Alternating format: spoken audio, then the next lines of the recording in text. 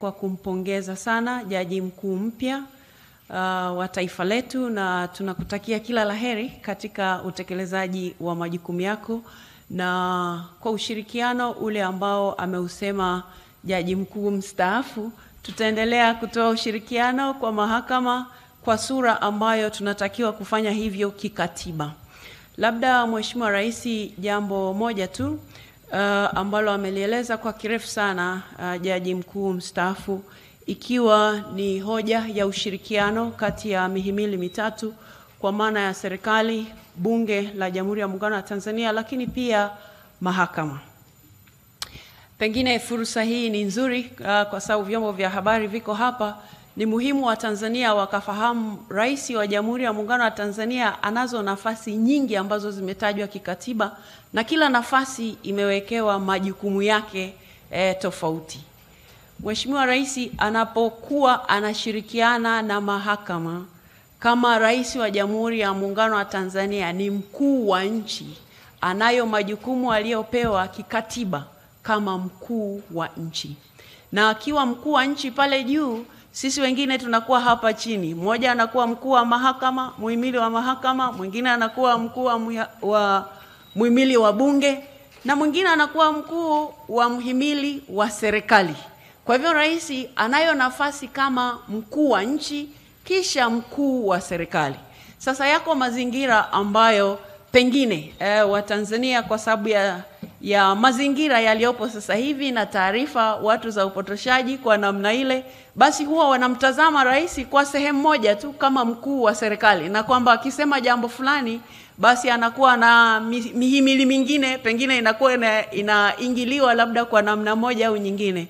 Lakini uhalisia ni kwamba nchi hii mihimili yote inachukua mamlaka yake kutoka kwenye katiba. Vivyo hivyo hata Rais wa Jamhuri ya Muungano wa Tanzania majukumu yake yako kikatiba.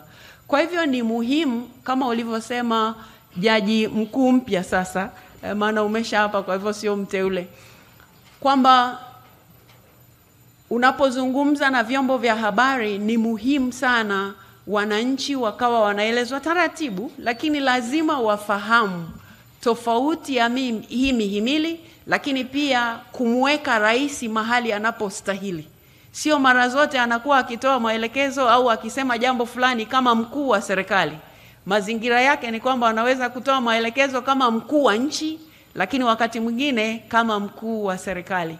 Kwa hivyo lazima wananchi wapate hiyo fursa, na ndio maana nimesema hapa Bunge la Jamhuri ya Muungano wa Tanzania litaendelea kushirikiana na mahakama, kwa maana ya kwamba sisi ni kazi yetu kutunga sheria, lakini tukishatunga sheria ni kazi ya mahakama kutafsiri sheria, wakati ni kazi ya serikali kutekeleza sheria.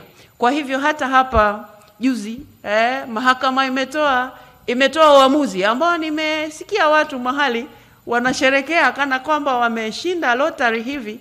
Nikashangaa sana, nikasema hawa ni wanasheria kweli, wanaijua katiba?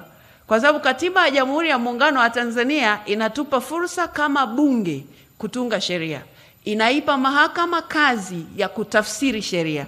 Mahakama ikisha tafsiri hiyo sheria, ni kazi yetu bunge sasa kuchukua hatua.